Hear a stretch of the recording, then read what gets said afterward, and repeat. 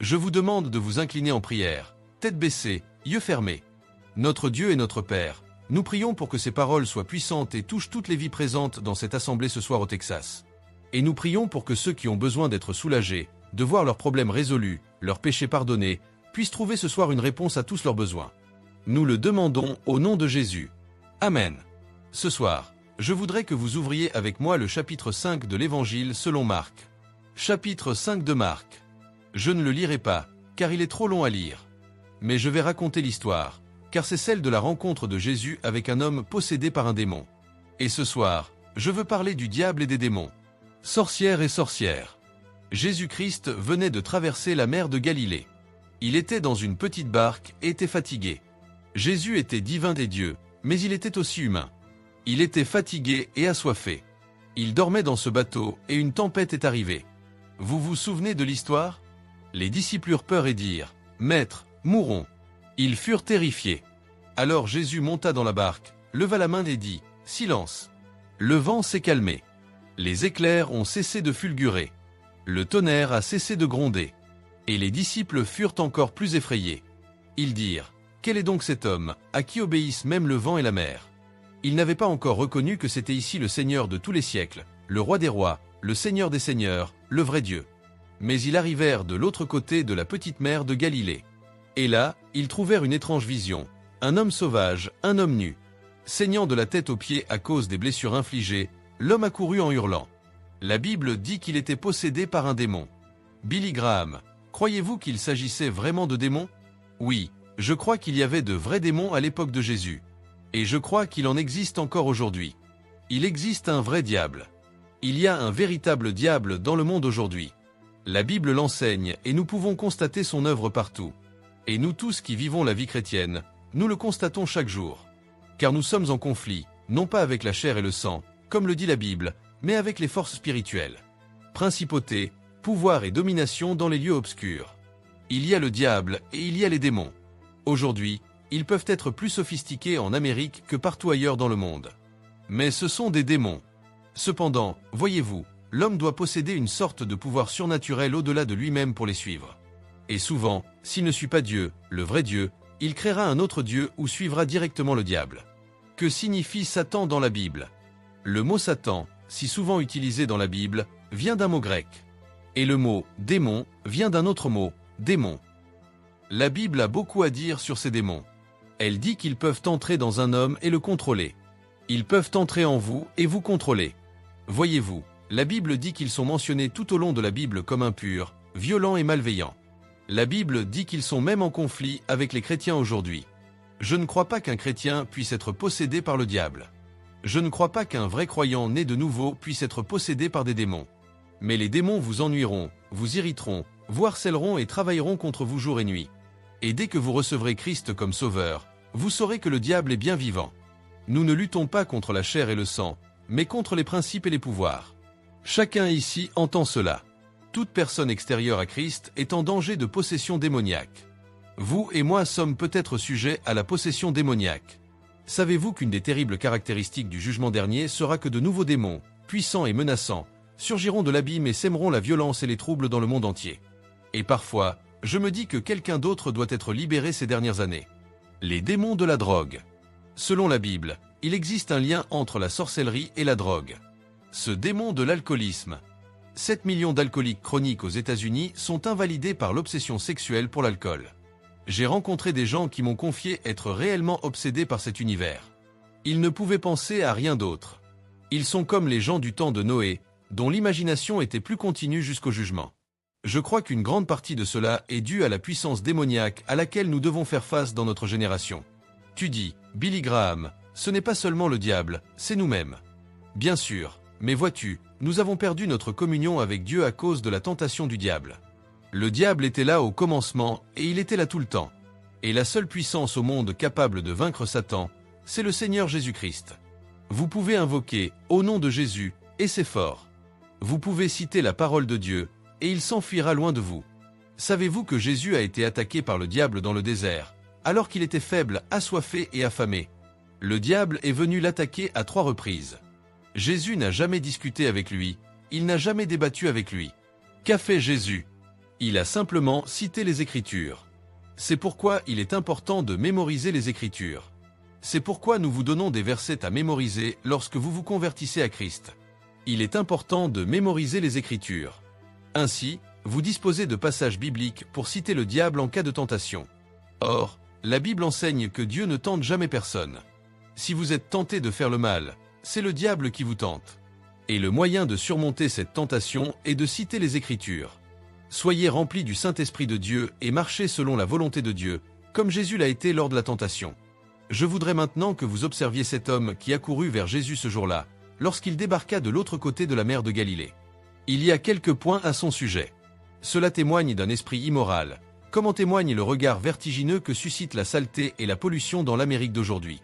Je ne parle pas de la pollution atmosphérique, qui est déjà assez grave.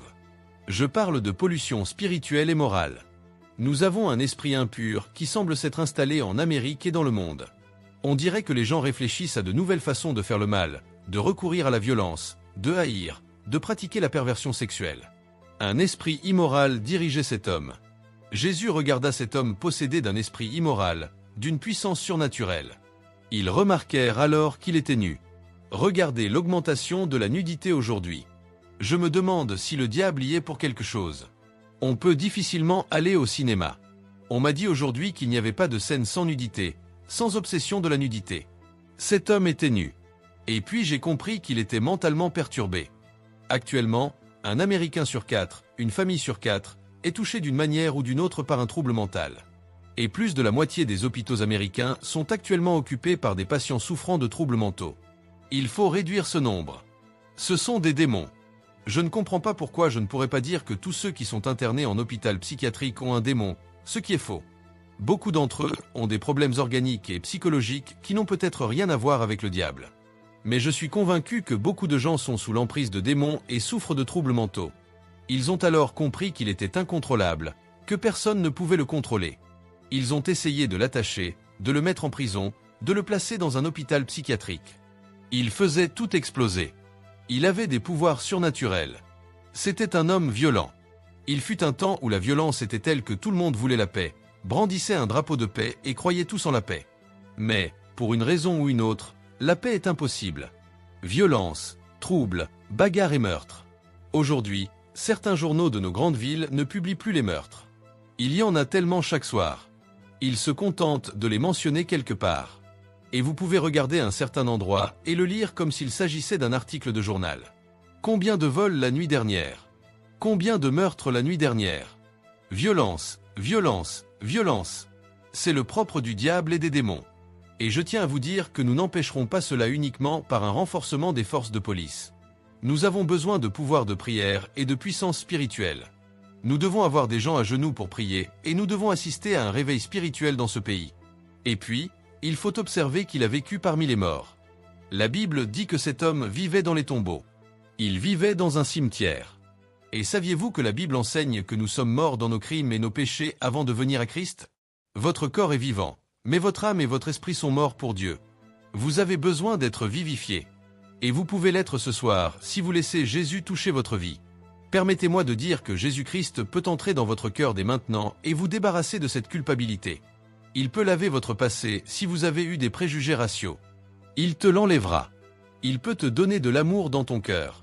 Tu as transgressé la loi immorale de Dieu et commis un péché. Il l'enlèvera. Lave-le et donne-toi la force de résister à la tentation du diable. Et Jésus se retrouva face à face avec cet homme sauvage, furieux, violent, nu et ensanglanté. Et au fond de l'homme, une voix surnaturelle se mit à parler et à dire : « Qu'y a-t-il entre moi et toi, Jésus, Fils du Dieu vivant ? Ne nous tourmente pas. Ne nous tourmente pas. Qu'y a-t-il entre moi et toi ? » Le riche dit qu'il n'a pas besoin de l'évangile, car il est pour les pauvres. L'intellectuel dit : « Ah, c'est pour les ouvriers et pour ceux qui sont sans instruction. » L'homme ordinaire dit qu'il ne peut pas comprendre. Le radical dit que ce n'est pas révolutionnaire. Or, qu'avons-nous à faire avec lui ? Je veux vous dire que chacun de nous a quelque chose à faire avec lui. Si vous n'avez rien à faire avec lui dans cette vie, vous en aurez quelque chose à faire avec lui dans la vie future. Car le jour viendra où tout genou fléchira, où toute langue confessera que Jésus-Christ est Seigneur et Dieu. Vous ne pouvez pas fléchir, ni vous ni moi ici, mais le jour viendra où vous valoriserez un genou. Vous serez obligé de fléchir le genou ce jour-là, lorsque nous serons tous devant lui, Jésus. Jésus dit, « Quel est ton nom ?» Il ne parlait pas à un homme, mais au diable qui était dans l'homme. Et la réponse fut, « Nous sommes une légion, nous sommes nombreux. » Cet homme n'était pas habité par un seul diable, il avait plusieurs démons. La Bible dit de Marie-Madeleine qu'elle était possédée par sept démons. Imaginez sept démons possédant une personne. Soudain, Jésus ordonna aux esprits mauvais de les chasser. Il dit de quitter l'homme. Alors ces démons firent une prière. Il y eut 3 prières ce jour-là. 2 d'entre elles furent exaucées, une autre resta sans réponse. Notez ici que les démons firent une prière. Ils reconnurent immédiatement Jésus. Ils savaient qu'il était le Fils de Dieu. Ils savaient qu'il avait pouvoir sur eux. Ils savaient qu'il pouvait les envoyer en enfer. Alors ils ont prié. Ils ont dit, « Seigneur Jésus, s'il te plaît, ne nous envoie pas en enfer. Tu vois ces cochons là-haut ? 2000 cochons. Envoie-nous au pourceau. Nous préférons vivre dans les pourceaux plutôt qu'en enfer. » Et savez-vous ce qui s'est passé ? Jésus a répondu à la prière des démons. Il ordonna aux démons d'aller vers les cochons. Quel enfer terrible pour eux, si les démons veulent s'enfuir et préfèrent vivre avec les cochons. Et vivre dans les couloirs.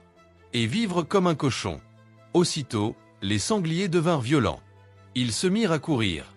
Ils s'enfuirent du haut de la falaise et se noyèrent dans la mer. Puis la deuxième prière eut lieu, car tous les commerçants de la ville partirent. Tous les dirigeants de la petite ville partirent voir ce qui se passait. Et là, ils virent l'homme avec lequel ils avaient tant de problèmes. Cet homme violent, nu et assis, habillé et en toute bonne conscience, souriant, complètement transformé. Mais il ne les intéressait pas. Ils ne pensaient qu'aux cochons. Ils étaient plus intéressés par l'économie que par la transformation spirituelle. Alors, ils ont fait la prière la plus terrible que la Bible puisse contenir, je crois. Ils dirent, « Jésus, laisse-nous tranquilles. Va-t'en.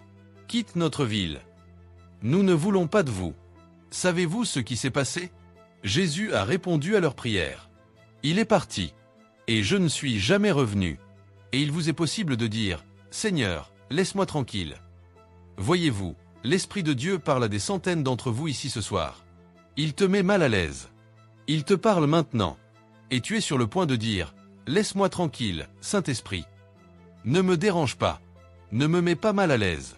Ne laisse pas ma conscience me troubler autant. » Et tu es sur le point de dire, « Laisse-moi tranquille. » Il peut exaucer ta prière. Et il n'est jamais revenu. Combien de fois dans la Bible découvre-t-on qu'un homme a eu une chance et l'a perdue ? Il a passé 1 heure avec Dieu et l'a perdue. Ou bien il a profité d'1 heure avec Dieu. Regardez Zachée. Une grande foule traversait sa ville. Il entendit que Jésus, le célèbre maître galiléen, passait et entrait. Zachée était petit et il ne pouvait pas voir Jésus. Il monta donc sur une colline et regarda Jésus. Soudain, Jésus s'arrêta et dit, « Zachée, descends. Je vais chez toi pour manger avec toi aujourd'hui. » Zachée sauta par terre et Delimudio dit qu'il s'est converti en un acte qui le fit tomber par terre. Il fut transformé et changé. Il était collecteur d'impôts. Il prenait de l'argent aux gens sans autorisation. Il dit à Jésus qu'il lui rendrait tout. Il se repentait de son péché, était sur le point de tout rendre lorsqu'il rencontra Jésus. Que pouvait-il vous arriver ? Les gens demandaient à Jésus de partir, et il partit. Une autre prière fut alors faite. L'homme qui avait été touché et guéri a fait une prière. Quelle était sa prière ? Il a dit, « Seigneur, c'est merveilleux. J'ai changé, j'ai été transformé, j'ai été converti, j'ai été sauvé.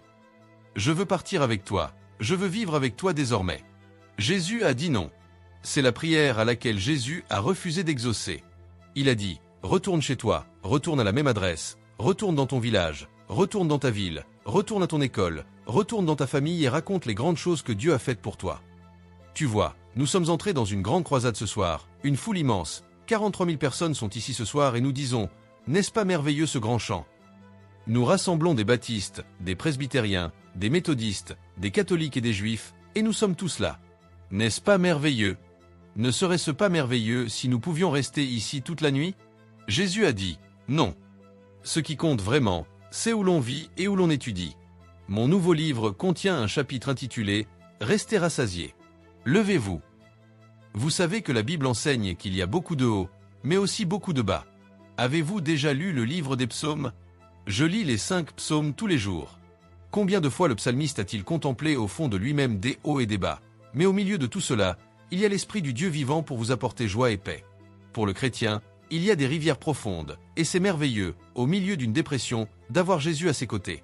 On voit que l'on rencontrera des problèmes, des déceptions, des maux de tête, des difficultés et des soucis dans la vie, mais au milieu de tout cela, la grâce de Dieu sera là.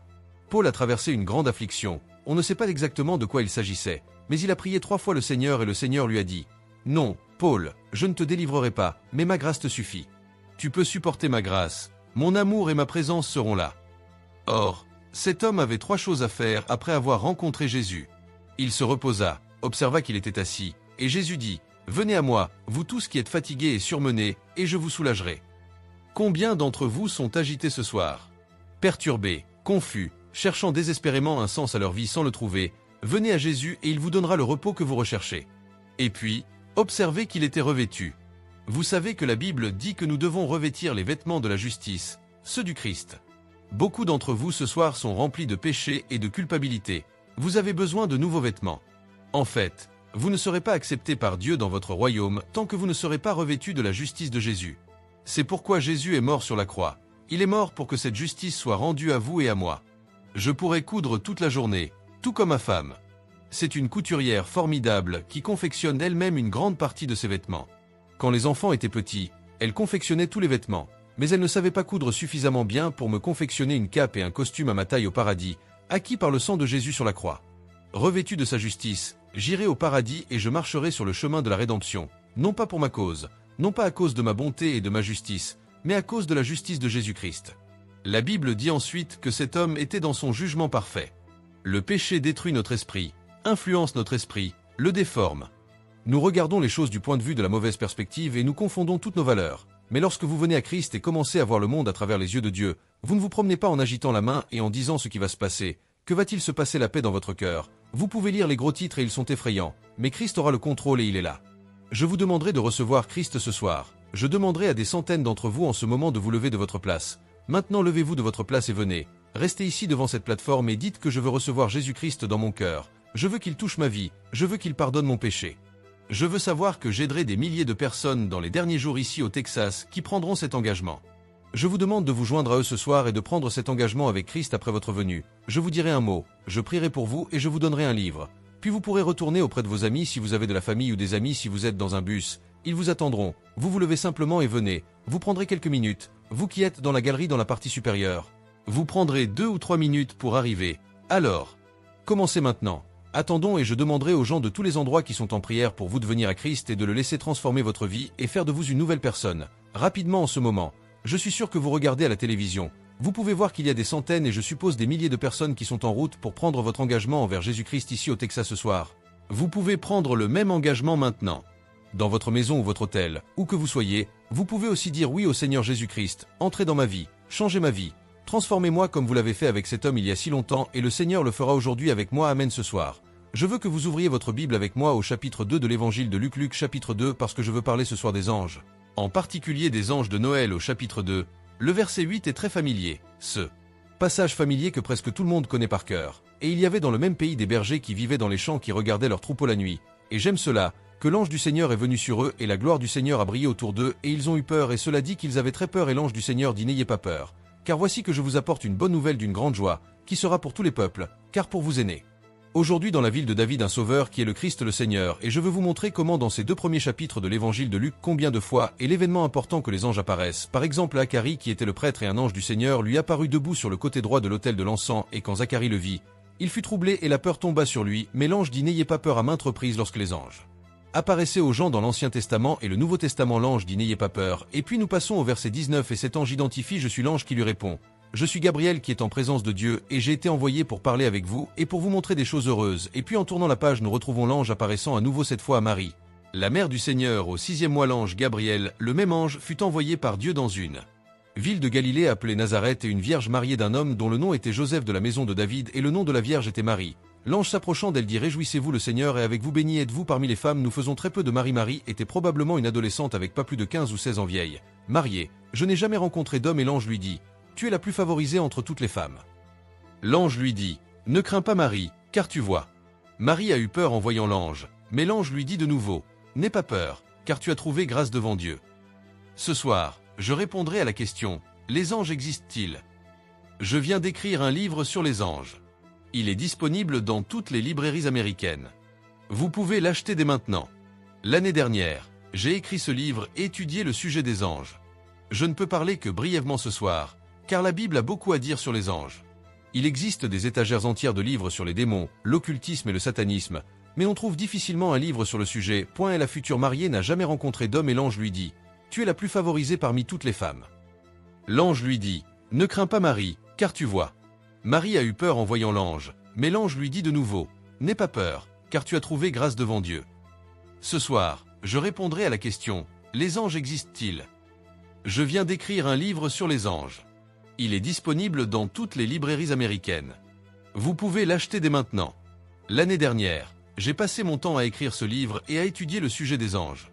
Je ne peux parler que brièvement ce soir, car la Bible a beaucoup à dire sur les anges.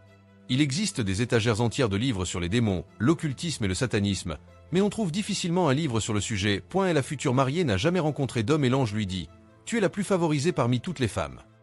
L'ange lui dit « Ne crains pas Marie, car tu vois ». Marie a eu peur en voyant l'ange, mais l'ange lui dit de nouveau « N'aie pas peur, car tu as trouvé grâce devant Dieu ». Ce soir, je répondrai à la question « Les anges existent-ils » Je viens d'écrire un livre sur les anges. Il est disponible dans toutes les librairies américaines. Vous pouvez l'acheter dès maintenant. L'année dernière, j'ai passé mon temps à écrire ce livre et à étudier le sujet des anges. Je ne peux parler que brièvement ce soir, car la Bible a beaucoup à dire sur les anges.